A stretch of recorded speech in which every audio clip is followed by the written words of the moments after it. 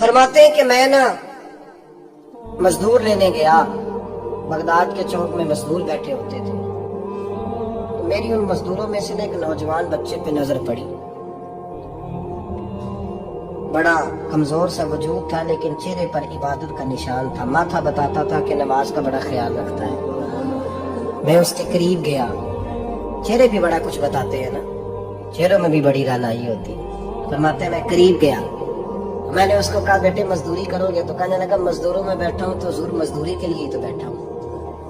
तो मैंने कहा कि चलो फिर। कहने लगा नहीं मेरी कुछ शर्तें।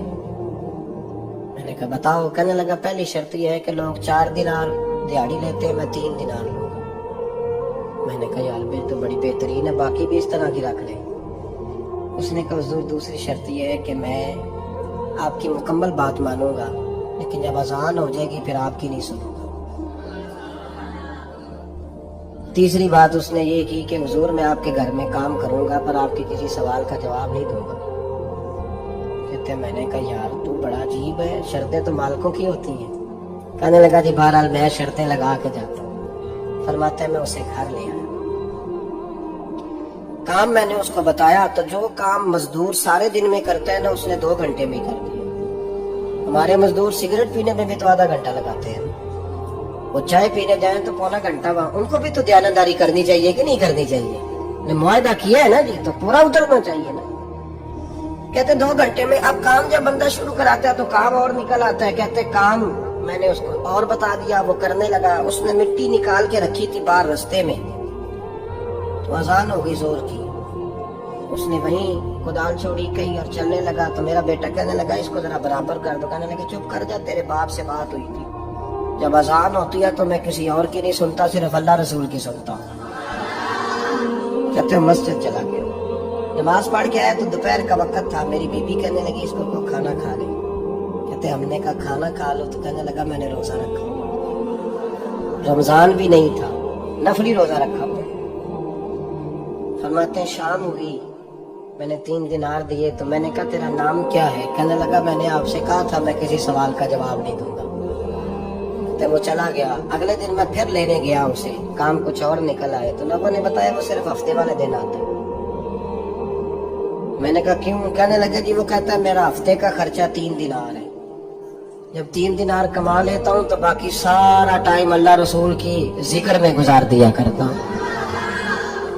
फरमाते हैं जी अगले हफ्ते में फिर लेने गया। मैंने पूरा हफ्ता इंतजार किया कि काम उसी से कराना है।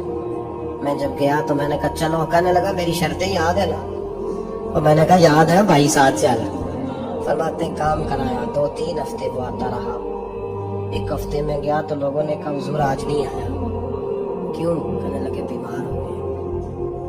कहाँ जा रहे हैं? कहने लगे बगदाद के कब्रिस्तान के पीछे जो कच्ची आबादी है उसमें रहता है।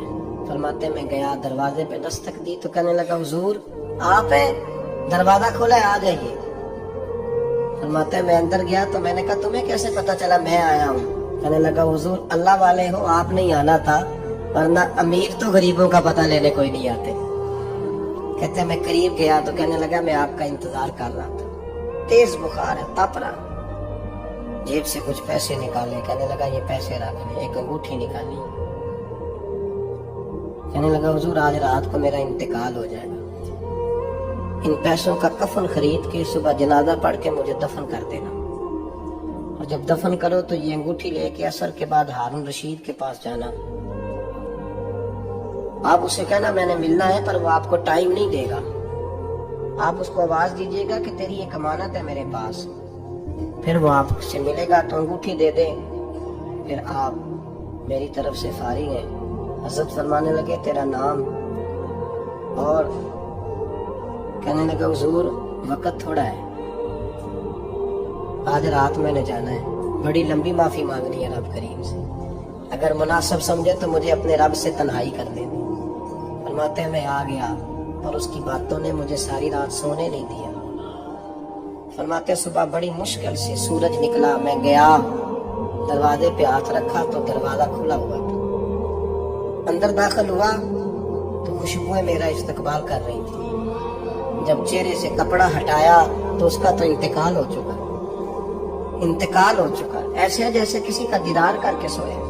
کہتے میں تو 2 آدمی لے گیا تھا جنازے پہ، پر پتہ نہیں دنیا کدھر کدھر سے آئی، کہاں کہاں سے اکھاں جدوں میٹیاں زمانہ مینوں روے گا، اپنا تے اپنا بیگانہ مینوں روے گا۔ فرماتے ہیں میں تو 2 بندے لے گیا تھا، پر پتہ نہیں مخلوق کہاں کہاں سے آئی۔ جنازہ پڑا، دفن کیا۔ ہارون رشید کے پاس میں اصل کے بعد گیا، میں نے بلانا چاہا پر بادشاہ تھا، میری طرف دیکھا ہی نہیں۔ میں نے اس کو کہا تیری ایک امانت میرے پاس ہے۔ فرماتے ہیں مجھے کونے پہ لے گیا، کیا بات ہے، کمرے میں بلایا، میں نے انگوٹھی دی۔ ہارون رشید تو چیخے مارنے لگا، کہنے لگا انگوٹھی والا کہاں ہے؟ میں نے کہا وہ تو انتقال کر گیا۔ کہنے لگا مجھے قبر پہ لے چل۔ کہتے میں قبر پہ لایا تو وہ لیٹ گیا، تڑپ کے رونے لگا۔ میں نے کہا میرا کلیجہ پھٹ جائے گا، نہ اس نے کچھ بتایا نہ تو نے بتایا، یہ کون تھا؟ تو ہارون رشید کہنے لگا یہ میرا بیٹا تھا۔ میں نے کہا تیرا بیٹا اور مزدور؟ کہنے لگا حضور یہ حضرت داؤد تائی کے پاس بیٹھا کرتا تھا، ان کا مرید تھا، مجھے روز کہتا تھا ابا تو نے بڑی دنیا اکٹھی کر لی ہے، مرتے وقت تجھ سے ٹانگیں سمیٹی نہیں جائیں گی، اتنا حساب نہیں تو دے سکے گا۔ میں اس کو سمجھا دیتا، اس کی اماں سمجھا دیتی، یہ روز ہمیں کہتا چھوڑ دو آ جاؤ اللہ رسول کی بارگاہ میں جھک جائیں ہم سب۔ ایک دن یہ چلا گیا، کہنے لگا پھر تمہارا رستہ اور ہے اور میرا رستہ اور ہے۔ یہ سونے کی انگوٹھی غلطی سے اس کے پاس رہ گئی، غلطی سے ہیرے کی انگوٹھی چلی گئی۔ کہنے لگا دیکھو میرے بیٹے نے آج وہ بھی واپس کر دی ہے۔ پھر تڑپ کے کہنے لگا ہارون رشید تھا تو یہ میرا بیٹا، پر میرا مرشد نکلا، میرا پیر نکلا۔ بھائی زندگی تو بڑی تھوڑی ہے نا۔ بابا صاحب نے کہا تھا اٹھ فریدہ ستیا، اور داڑھی آ گیا پور، اگا نیڑے آ گئے، پچھا رہ گیا دور۔